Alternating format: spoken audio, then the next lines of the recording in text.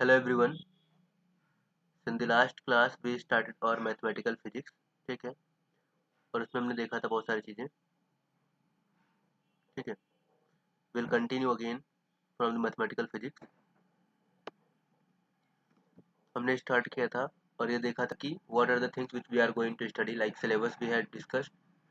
syllabus discuss किया था. ठीक है, and then we started from the very first, that was dimensional analysis. ठीक है, dimensional analysis, उसमें हमने फिजिकल क्वांटिटीज देखी थी क्या क्या होती हैं. ठीक है, और यूनिट्स उसका देखा था. फाइन. फिजिकल क्वांटिटीज एंड उसकी यूनिट और उनके डायमेंशंस नोटेशंस क्या क्या थे. ठीक है, that's all we discussed.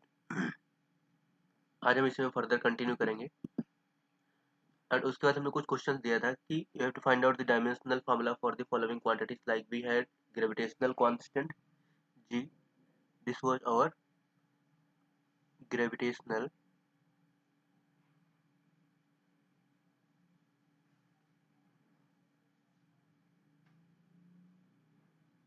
Constant.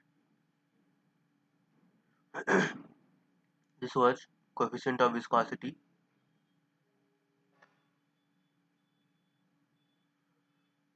Coefficient of viscosity. Next was this was I think epsilon. No, not epsilon. What I wrote on that day, g eta. This was our mu. Mu means permeability.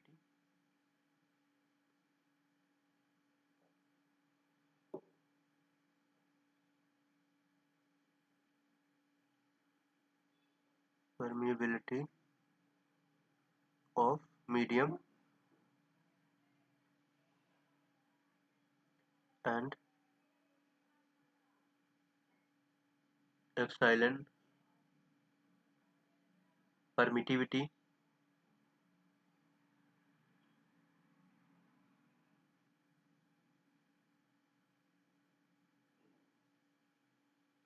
Permittivity of medium.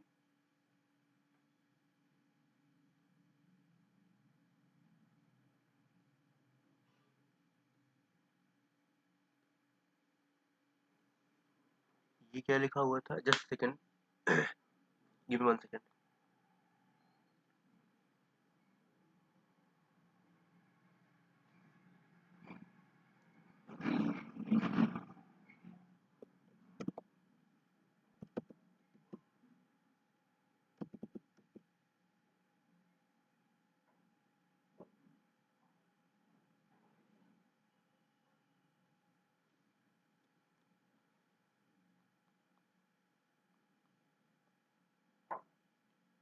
एक शायद मैंने refractive index लिखा था इसमें. Give me 1 second.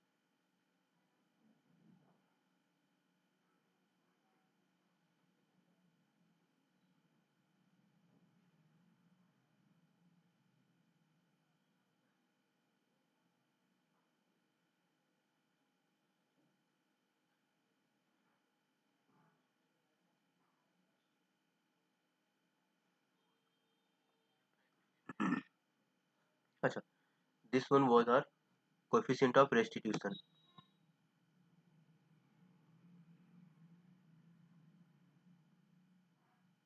Coefficient of restitution. ठीक है, चलो एक 1 बाय 1 करके निकालते सबकी। First is our gravitational constant. ठीक है, कैसे निकालेंगे इसके लिए? सी क्या होता है हमारे पास?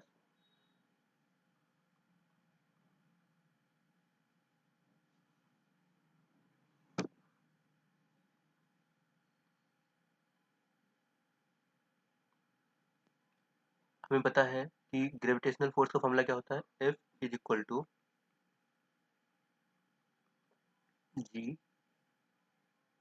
m1 m2 upon R square. ठीक है, यहाँ से हमें G निकालना है, तो G कितना हो जाएगा? G इक्वल टू हो जाएगा F आर स्क्वायर अपॉन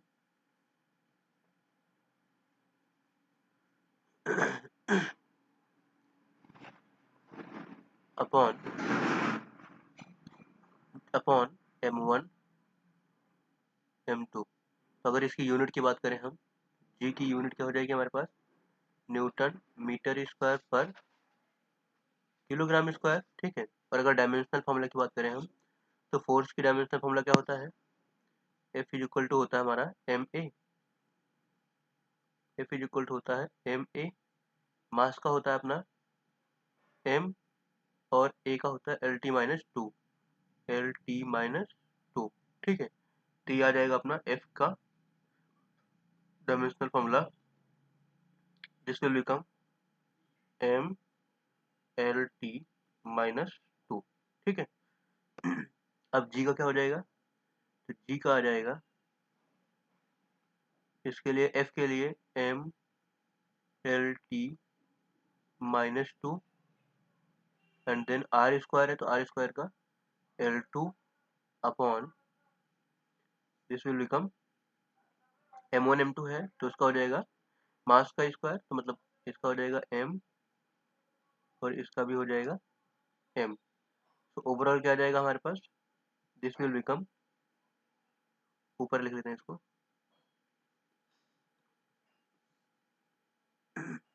ये आ जाएगा अपने पास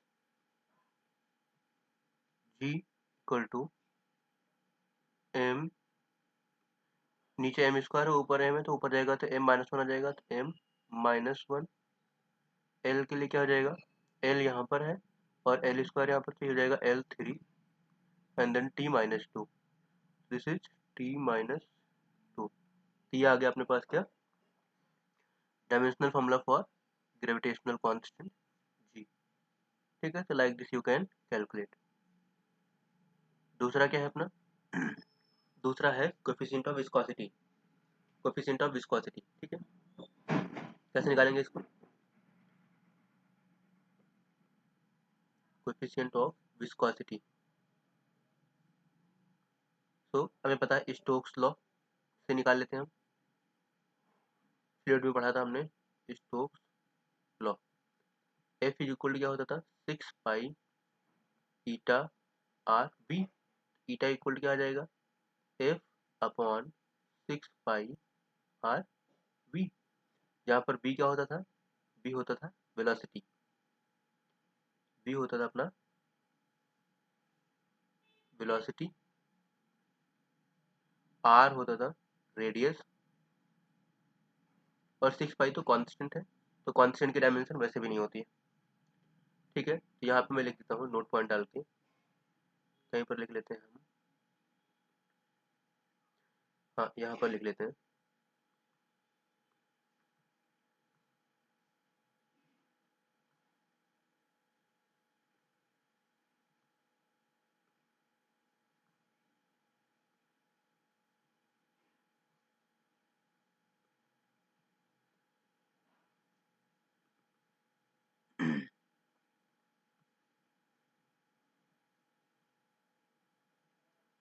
ठीक है, कांस्टेंट लॉगरिथमिक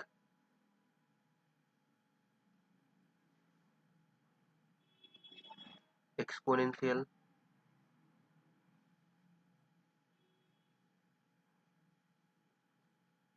अलजेब्रिक एल्जेब्रिक का तो नहीं कह सकते क्योंकि that can be any dimension, any quantity. Algebraic तो रहने दो।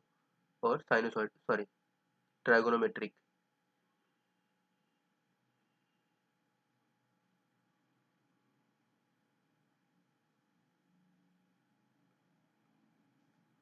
Trigonometric functions are dimension less. इनकी डायमेंशन नहीं होती है, ठीक है, सारे डायमेंशन लेस होते हैं अपने। ये चीज आपको याद रखनी है, ठीक है। Okay, so let's continue further. तो 6 पाई की डायमेंशन तो होगी नहीं यहाँ पे, 6 पाई विल बी अपना डायमेंशन लेस, ठीक है। तो इसको छोड़ देंगे हम, ईटा के लिए क्या लिखेंगे, एफ की डायमेंशन हम ऑलरेडी निकाल चुके हैं, यहाँ से ले लेंगे। This is M L T minus 2। R का होता है अपना डिस्टेंस होता है एक तरीके का, तो ये हो जाएगा इसका एल, एंड देन स्पीड या वेलोसिटी उसकी होती है L T minus 1। So this will become, M का तो एम ही रहेगा, एल तो एक एल से एक एल कट जाएगा ऊपर नीचे, तो ये आ जाएगा अपना एल माइनस 1 नीचे वाला L, and then T minus 2 plus 1 हो जाएगा, तो टी माइनस 1 आ जाएगा। so this will be the dimension of coefficient of viscosity eta, ठीक है। so like this we can calculate,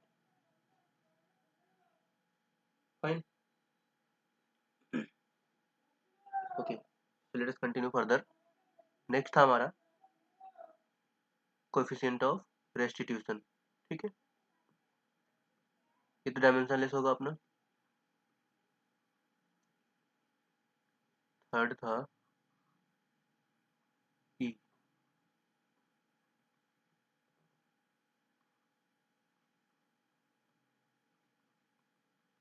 क्या होता है coefficient of restitution,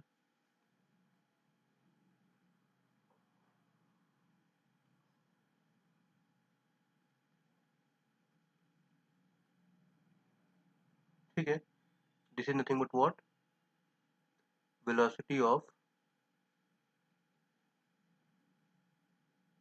separation upon velocity of,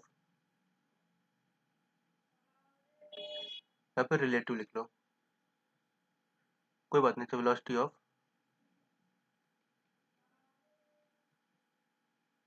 approach,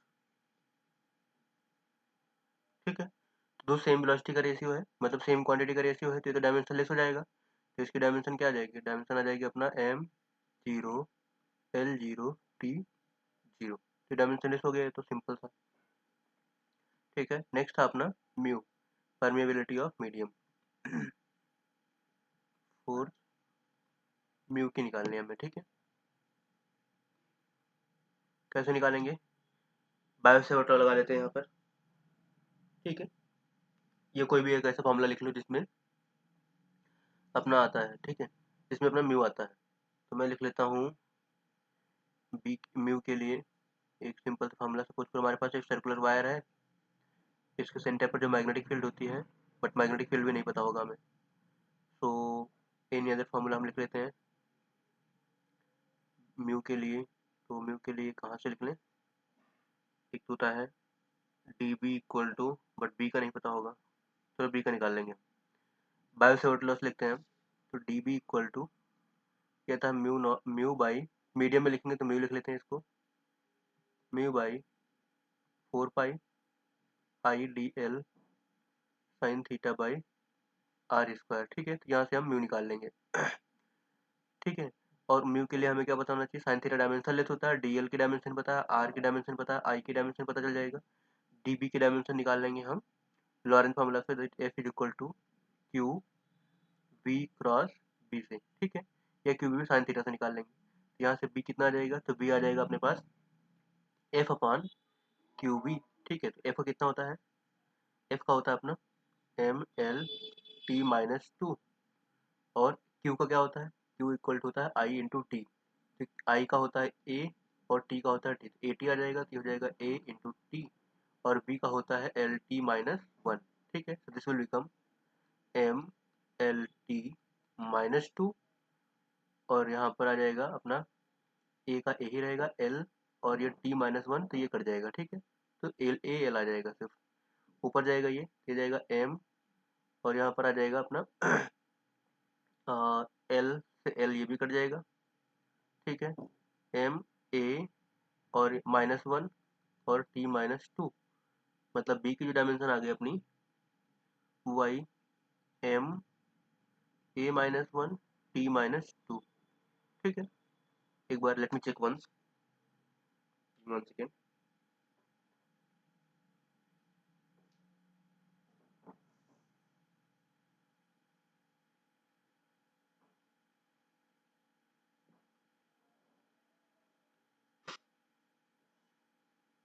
M-L-1 t-2, हाँ ठीक है।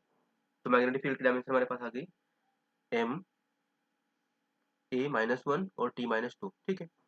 तो मैग्नेटिक फील्ड की डायमेंशन आ गई हमारे पास। अब इस वाले फॉर्मूले से हम निकाल लेंगे म्यू का। तो म्यू कितना आ जाएगा, म्यू इक्वल टू हो जाएगा, इसको क्लियरली लिख लेते हैं हम।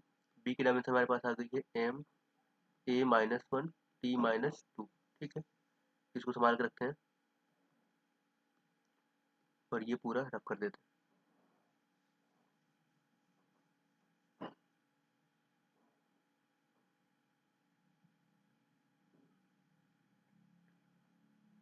ठीक है, ओके।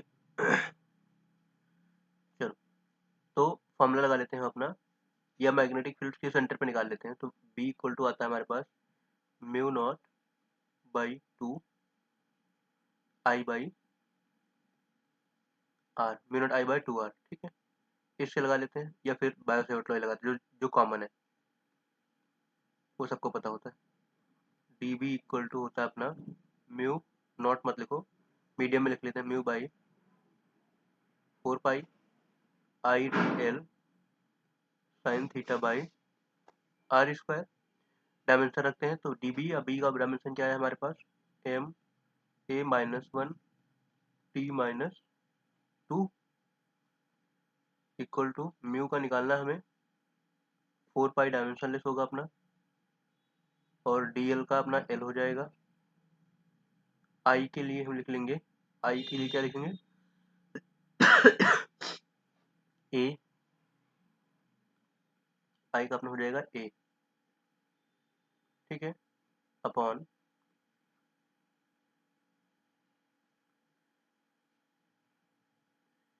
ये आ जाएगा अपना आर के लिए L2, ठीक है।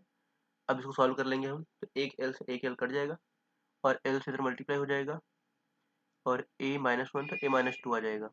तो म्यू आ जाएगा अपना डायमेंशन ऑफ म्यू, ये हो जाएगा m, ठीक है, a की जगह A-2, ठीक है, और यहाँ पर आ जाएगा L-1 नहीं L1 और t-2, ठीक है। तो ये आ जाएगा डायमेंशन अपना म्यू का, ठीक है। एक बार मैं चेक कर लेता हूँ इसको।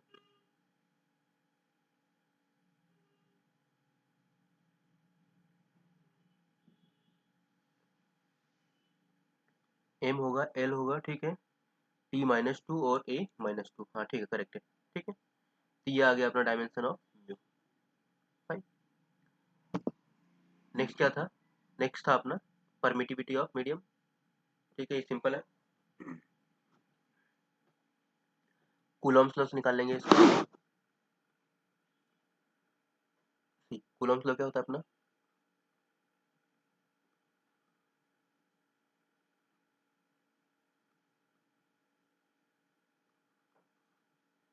F equal to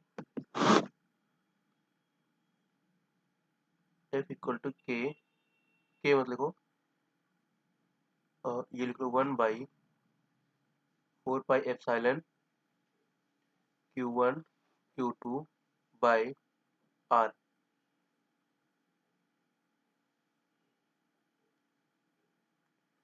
are square, ठीक है। हमें निकाला है एप्सिलॉन का, एप्सिलॉन की क्या हो जाएगा, हो जाएगा 1/4 पाई और यहाँ पर आ जाएगा F into Q1 Q2 by R square. ठीक है,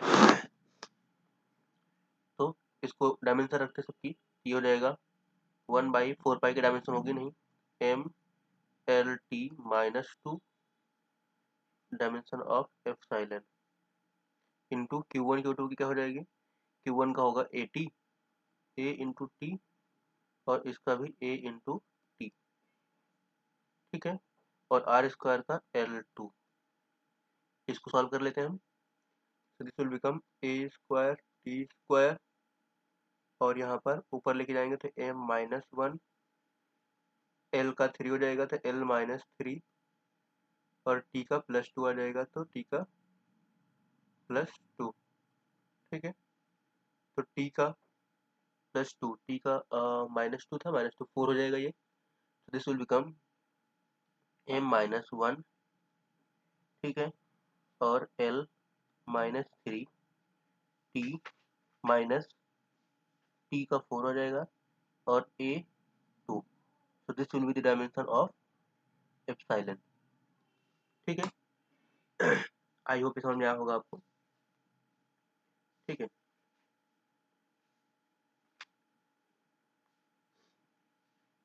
M-1, L-3, T4 और A2। ठीक है, simple, this is the dimension for epsilon. ठीक है, अब मैं फर्दर इसमें थोड़ा बहुत कंटिन्यू करता हूँ। इसकी डायमेंशनल एनालिसिस जब बात करते हैं तो क्या होती है dimensional analysis,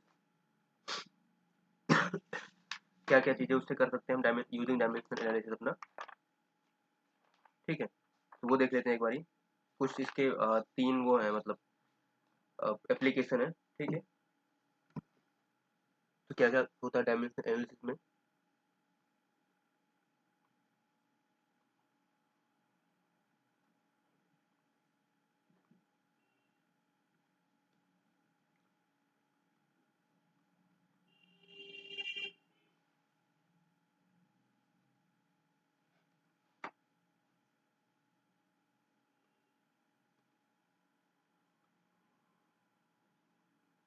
dimensional analysis,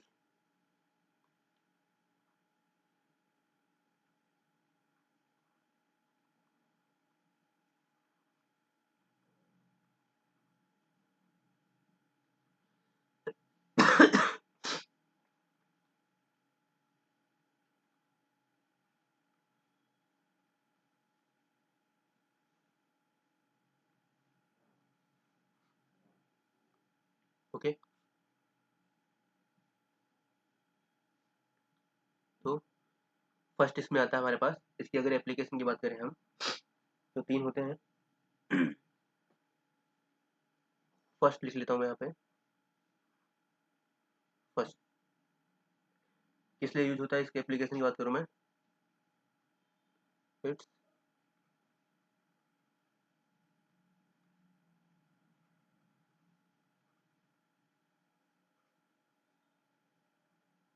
application.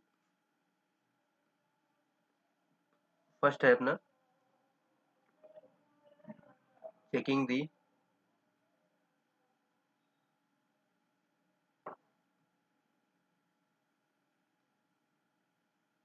Checking दी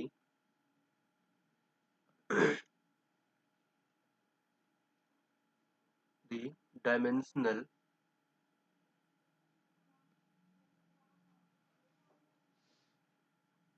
consistency,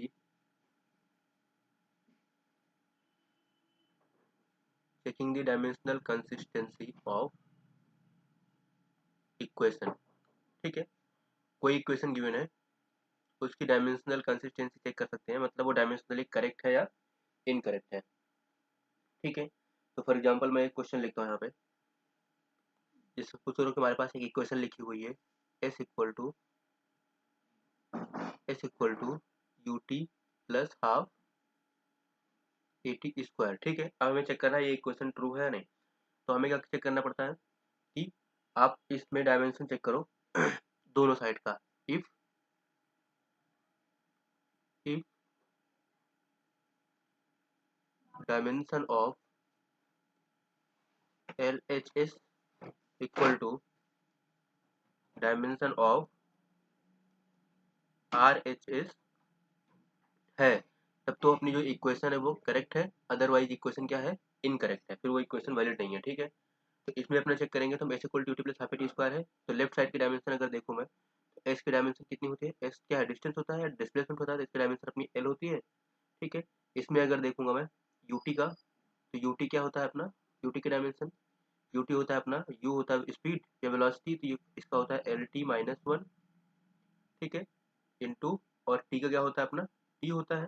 ठीक है, तो ये टी माइनस वन से कट जाएगा, टी आ जाएगा अपना एल। ठीक है, और हाफ ए टी स्क्वायर की बात करो तो हाफ तो डायमेंशनलेस होगा अपना, ए टी स्क्वायर चेक करोगे अगर, तो ए टी स्क्वायर क्या आएगा, ए अपना होता है एल टी माइनस टू, और टी होता है टी, तो माइनस टू, यहाँ पे प्लस टू आ जाएगा क्योंकि टी स्क्वायर है, दिस विल बिकम, कट जाएगा ये, एल आ जाएगा।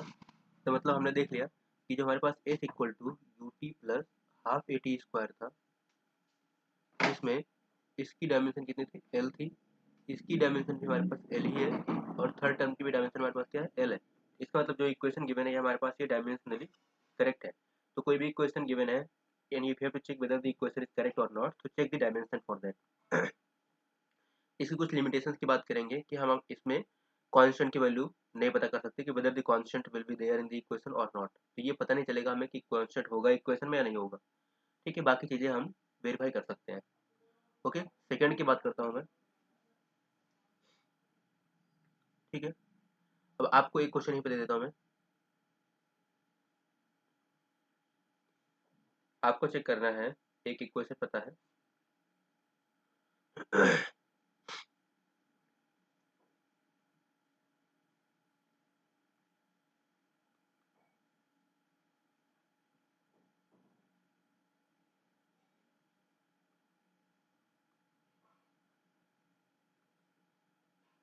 क्वेश्चन है कि आपको चेक करना है whether the equation is dimensionally correct or not। Half M V equal to M G H. ठीक है, ये आपके पास इक्वेशन लिखी हुई है, and you have to check whether this equation is correct or not, और अगर है नहीं है तो फिर करेक्ट इक्वेशन क्या होगी। ठीक है, एक और टर्म लिखता हूँ मैं, ये तो फर्स्ट हो गया। सेकंड, यहाँ पे लिखता हूँ मैं एस्केप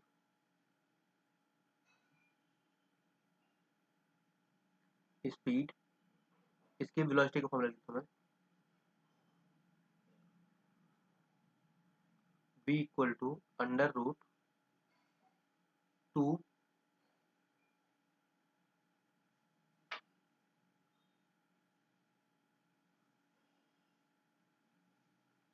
ये है अपना under root two capital G M by R. ठीक है, ये आपको चेक करना है वेदर इट डायमेंशनली करेक्ट और नॉट। ओके, सेकंड एप्लीकेशन आता है इसका। Second, that is conversion of units from one system to another।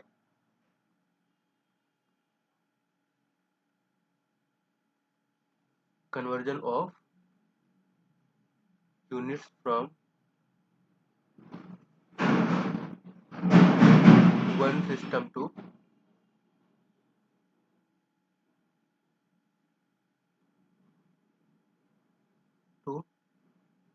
another।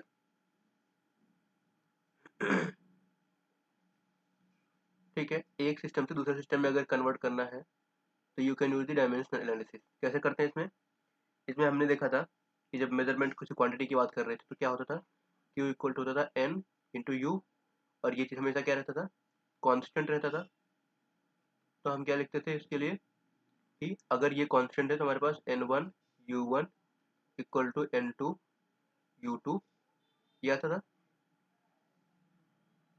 ठीक है, इसी से अब हम चेक कर सकते हैं, यू की जगह आप डायमेंशन लिख लो। सपोज करो we need to find out किसी सिस्टम में, सपोज करो मैंने कह दिया कि मेरे पास फोर्स की वैल्यू जो है, फोर्स की वैल्यू है हमारे पास ऐसे लिख लेता हूँ मैं, या स्पीड लिख लेते हैं, बी की वैल्यू है हमारे पास 54 kilometre per hour, and we have to find out कि वी हमारा कितना होगा in metre per second, metre per second में कितना होगा।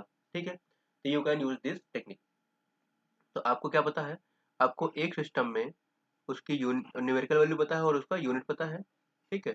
दूसरे सिस्टम में आपको यूनिट तो पता है बट न्यूमेरिकल वैल्यू नहीं पता, तो you have to find out the numerical value. तो कैसे करोगे आप, तो यहाँ से सपोज करो कि n1 u1 पता है आपको, u2 पता है बट n2 नहीं पता है, तो आप निकालोगे n2, n2 इक्वल टू आ जाएगा आपके पास n1 और ये हो जाएगा u1 अपॉन u2, ठीक है, ये आ जाएगा u1 अपॉन u2। तो अब आपके पास कुछ इसकी पावर होंगी, ठीक है, इक्वेशन में। तो अगर आपको n2 प्रॉपर्ली निकालना है तो n2 equal to this will become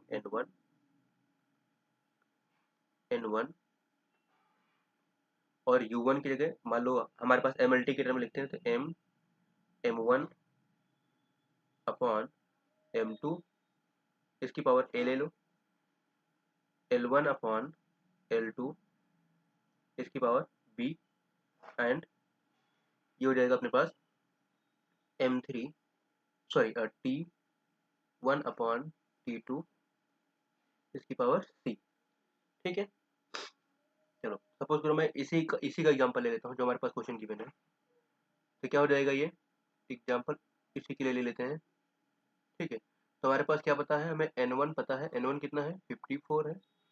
u1 के लिए अगर हम लिखूँ, u1 के लिए लिखते हैं, u1 का पता है हमें क्या, किलोमीटर पर आवर हुआ है, ठीक है। तो मतलब क्या हुआ कि इसमें जो हमारे पास L1 है डिस्टेंस वो किलोमीटर में है, और जो हमारे पास टाइम है T1 है वो किस में है, आवर में है, ठीक है। हमें फाइंड आउट करना है N2 जो कि हमें नहीं पता क्या है, बट हमें U2 के लिए पता है क्या, मीटर पर सेकेंड। मतलब इसमें हमारे पास L2 किस में है, L2 है हमारे पास इसमें क्या बोलते हैं मीटर में, और टाइम किस में है सेकेंड में T2, ठीक है। इसमें रख लेते हैं हम, तो N2 इक्वल टू क्या हो जाएगा, N2 इक्वल टू N1 कितना है 54, और ये हो जाएगा M1 अपॉन M2 है, तो M1 कितना है किलोमीटर, तो किलोमीटर अपॉन ये हो जाएगा अपना मीटर, और पावर तो 1 ही है इसकी, ठीक है। और इसमें टी की टर्म में क्या है, टी की टर्म में माइनस वन आएगा क्योंकि वी की डायमेंशन क्या होती है LT-1। तो ये हो जाएगा अपने पास T1, T1 किस में है आवर में है, ठीक है, ये है अपना आवर में, अपॉन ये आ जाएगा अपना सेकंड में, बट पावर क्या हो जाएगी -1 हो जाएगी, ठीक है। ये रिवर्स होता है, तो 54 इंटू ये कितना हो जाएगा किलोमीटर पर मीटर है, तो इसको लिख लो 1000 मीटर अपॉन मीटर इंटू ये हो जाएगा आवर पर सेकंड है, तो ये बट रेसिप्रोकल में, तो ऊपर हो जाएगा सेकंड, और आवर को कन्वर्ट कर लो सेकंड में, तो ये आ जाएगा 3600। काट कर लो इसको, 2 जीरो से 2 जीरो कट जाएंगे, 5/18 आ जाएगा, 2 से कट करेंगे तो, एंड 18 3 जा 54 एंड 5 3 जा 15, ठीक है। तो ये आ जाएगा 15 मीटर पर सेकंड, सिंपल।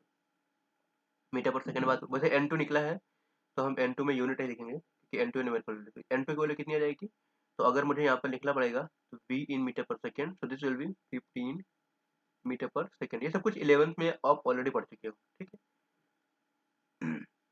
ये आ जाएगा v 15 मीटर पर सेकंड, ये दूसरा यूनिट में, okay. Like this you can convert each and everything. तो यहाँ पर ये चीज ध्यान रखनी है आपको, this equation,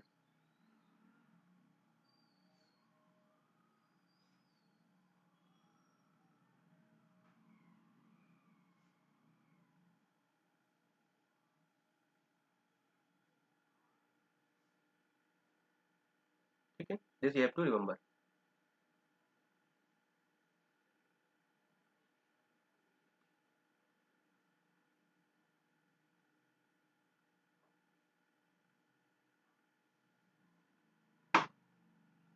okay,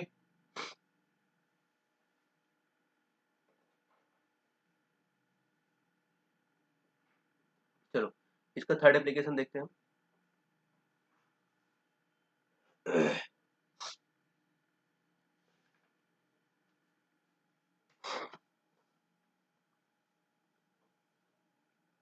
third application,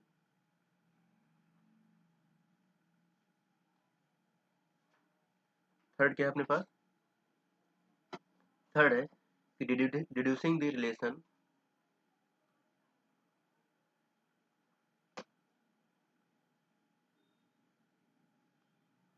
the relation among the physical quantities.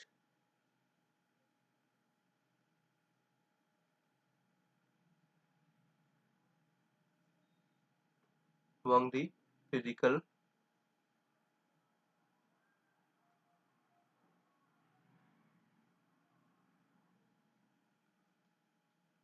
quantities. ठीक है, चलो देखते हैं कैसे।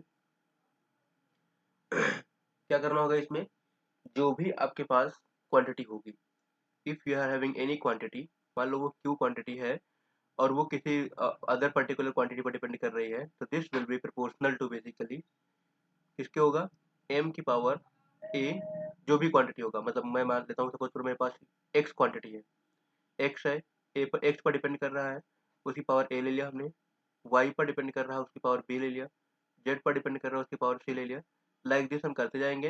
एंड देन क्या करेंगे उसके बाद, सबसे पहला स्टेप ये हो गया। दूसरा, हम दोनों तरफ डायमेंशन रखेंगे, put the dimension both side, and then उसके बाद क्या करेंगे हम, solve for A B C, जितने भी कॉन्स्टेंट है उनके लिए सॉल्व करेंगे।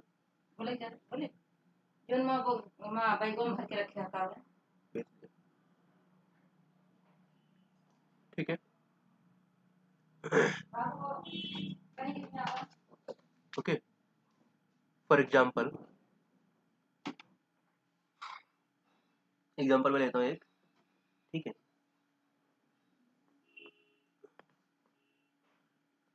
एग्जाम्पल के लिए कह दिया मैंने कि time period of a simple pendulum, जो टाइम पीरियड है वो सिंपल पेंडुलम का, वो किस पर डिपेंड कर रहा है, ऐसे लिख लेता हूँ, time period of simple pendulum is depending upon the mass of the bob, ठीक है, length of the string, and then universe sorry acceleration due to gravity g, ठीक है। तो find the correct relation between these three, तो correct relation क्या होगा, ठीक है। तो उसके लिए सबसे पहले क्या करते हैं, फर्स्ट स्टेप में मैंने बताया कि फिजिकल क्वांटिटी क्या है, टाइम पीरियड है, this is depending upon M L and G, तो एम लिखो, एल लिख लो और जी लिख लो, इसकी पावर ए बी सी, तीन क्वांटिटी है, ठीक है। अब दोनों तरफ डायमेंशन रख लो, ठीक है, तो इस तरफ डायमेंशन रखेंगे तो हम इसकी डायमेंशन टी आ जाएगी, प्रोपोर्शनल एक एम के डायमेंशन एम ही रहेगा, इसकी पावर ए, एल के लिए एल की डायमेंशन एल की पावर बी, एंड जी की डायमेंशन अपने पास एल टी माइनस टू, और ये हो जाएगा अपना सी, ठीक है। इसको फर्दर सॉल्व करते हैं, इस साइड अपना टी ही है प्रोपोर्शनल, यहाँ पे हो जाएगा m की पावर a, और l अपने पास यहाँ पर क्या है, l इस वाले टर्म से b आएगा और इससे c आएगा, तो मल्टीप्लीकेशन है तो b प्लस सी हो जाएगा, ठीक है। एंड यहाँ पर t कितना आ जाएगा, t की पावर माइनस टू सी, ठीक है। अब यहाँ पर t की पावर कितनी है, इस साइड में लिखूंगा, अगर इस साइड में लिख सकता हूँ, इस साइड लिख सकता हूँ मैं m की पावर जीरो, l की पावर जीरो, ठीक है। अब दोनों तरफ अगर हम पावर कंपेयर करें, a इक्वल टू कितना आएगा, a इक्वल टू जीरो आ जाएगा, और b प्लस सी कितना आएगा, b प्लस सी,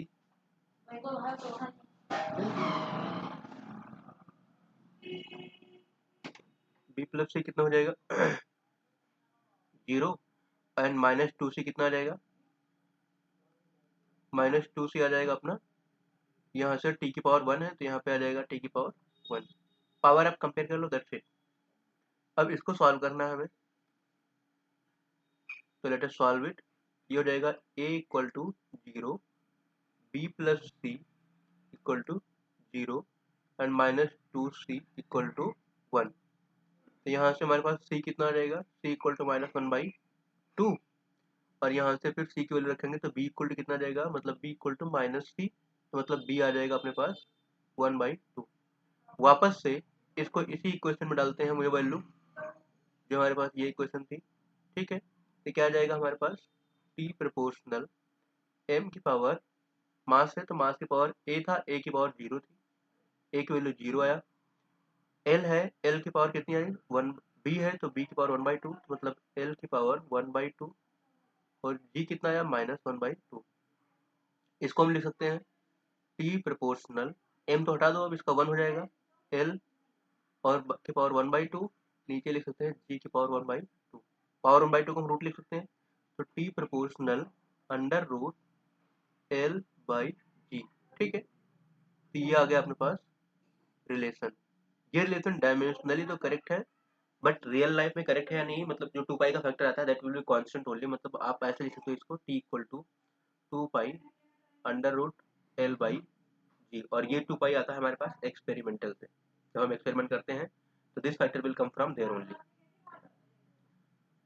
एक्सपेरिमेंट से, ठीक है। नहीं तो you can leave it here only, ठीक है। आप डिपेंडेंसी सिर्फ चेक कर रहे हो तो मतलब डायमेंशन से आप सिर्फ डिपेंडेंसी चेक कर सकते हो, ठीक है। Exact equation we cannot find out. ये था पूरा एप्लीकेशन ऑफ डायमेंशंस का, ठीक है। तो आई होप समझ में आया होगा आपको, ओके। अब इसकी कुछ लिमिटेशंस हैं, मैं लिमिटेशन बता देता हूँ आपको, ठीक है। वो तो बता ही दिया था वैसे, कि यहाँ पर मैं लिख देता हूँ वापस से, लिमिटेशंस ऑफ डायमेंशनल एनालिसिस। अच्छा, इसका भी एक आध क्वेश्चन दे देता हूँ मैं, ठीक है, ताकि आप सॉल्व करो। मैं क्वेश्चन लिख देता हूँ एक,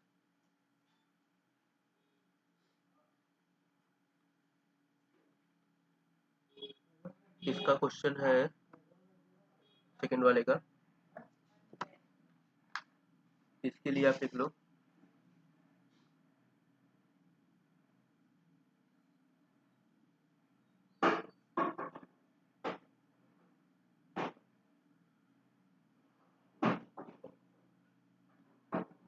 आपकी एनर्जी जो गिवन है that is in energy letter से 50 जूल है, ठीक है। You have to find out it in joule में ना, इसको आर्ग में फाइंड आउट करना है, मतलब ये एसआई में गिवन है आपको, और you have to find out in CGS, ठीक है। इसमें फाइंड आउट करना है आपको, ओके। एंड थर्ड वाले के लिए स्पेस नहीं है तो मैं क्वेश्चन यहाँ पर लिख देता हूँ,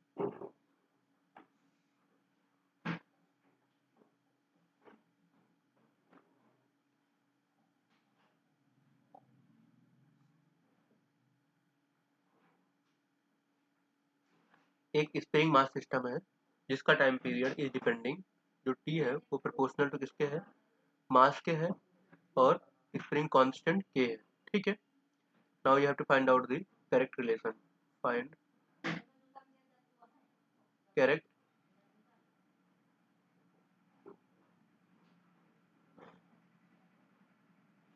और जो रिलेशन आएगा that will be dimensionally correct only, ऐसा फिजिकली करेक्ट हो ऐसा भी कांट से, ओके। ना मैं इसके लिमिटेशन बता देता हूँ आपको,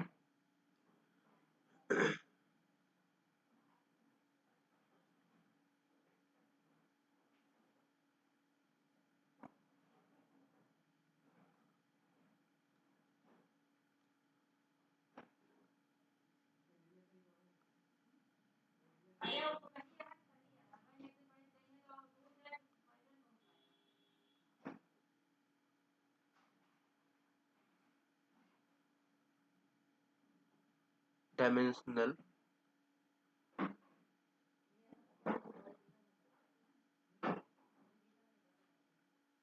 एनालिसिस, ठीक है। क्या होगी वो, फर्स्ट, जैसा कि मैंने बताया था आपको कि ये कोई इन्फॉर्मेशन नहीं देता फिजिकल क्वांटिटी वेदर स्केलर या वेक्टर, ठीक है। मतलब no information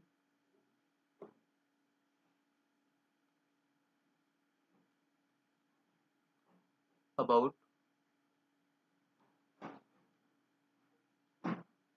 a quantity weather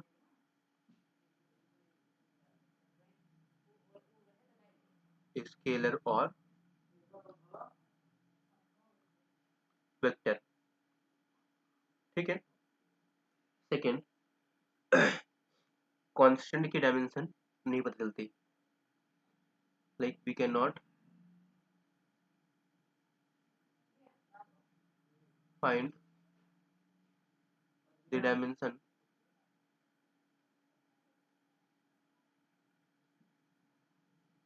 of constant, like हमारे पास 1 है, 2 है, या फिर कोई वैसा कांस्टेंट है, पाई है या एक्सपोनेंशियल ई है, ठीक है। जो भी चीजें हैं इसकी dimension we cannot find out. Third, अगर किसी इक्वेशन में साइनोसॉइडल फंक्शन आता है, किसी भी इक्वेशन में मतलब आई मीन ट्राइगोनोमेट्रिक फंक्शन आता है,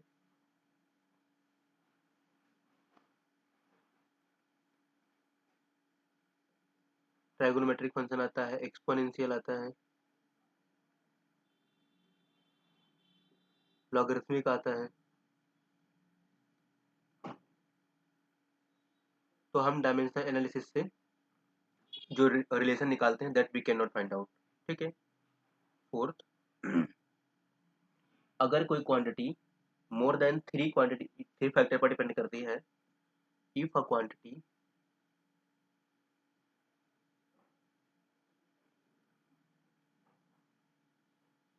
depends on more than 3 quantity या 3 factor, then we cannot deduce the relation, तब हम रिलेशन नहीं निकाल सकते, ठीक है। तो ये ऐसी कुछ लिमिटेशन है अपनी, ओके। सो आई होप कि आप इसको ट्राई करो and keep on revising each and everything. That's all about for today session. अच्छा हाँ, one more thing, I have given few questions to you, few set of questions इसी में, ठीक है। तो आप ट्राई करो उसको सॉल्व करने की, like we have questions here like this, ठीक है। मैंने यहाँ पे क्वेश्चन दे रखे हैं डायमेंशन एनालिसिस से related, that you have to try, and in next class I'll help you and we'll solve few problems and then we'll move towards the vector analysis, okay। तो यहाँ पर अराउंड होंगे कुछ question, I think 50 question होंगे, I think not 50, I think 15 to 20 question होंगे इसमें, ठीक है। That you need to try. यहाँ पर है